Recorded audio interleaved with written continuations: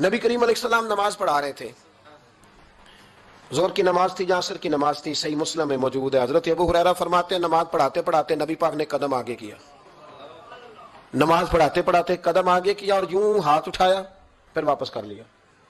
اب نماز پڑھ کے نا تو سلام پھیرا تو صحابہ عرض کرنے لگے یا رسول اللہ صلی اللہ علیہ وسلم وہ نماز میں پیر بھی آگے کیا تو ہاتھ بھی اٹھایا، تو وجہ کیا تھی؟ اب پہلا سوال تو یہ ہے کہ آپ لوگ نماز پڑھ رہے تھے یا حضور کو دیکھ رہے تھے؟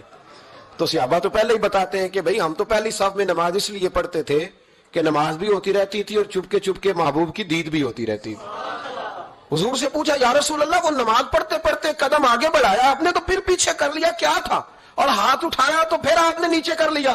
تو نبی کریم فرمانے لگے نماز پڑھاتے پڑھاتے جب میں نے کہا نا سمیع اللہ لمن حمیدہ، اچانک میری نظر اٹھی تو جنت میں چلی گئی، نظر اٹھی تو جنت میں، تیرے لیے 2-4 قدم عرش بری ہے۔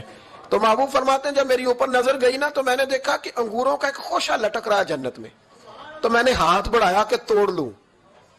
حضور کھڑے ہیں مسجد نبوی میں اور فرماتے ہیں کہ میں یہاں کھڑے ہو کے ہاتھ اونچا کروں تو میرا جنت تک پہنچ جاتا ہے۔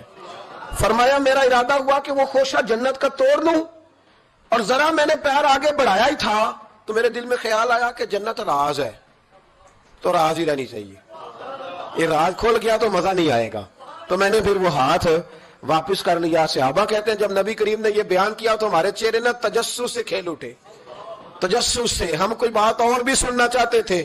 تو محبوب فرمانے لگے اگر میں وہ خوشہ توڑ کے لے آتا اور تمہیں دے دیتا تم قیامت تک بھی کھاتے رہتے تو تم سے ختم نہیں ہونا تھا۔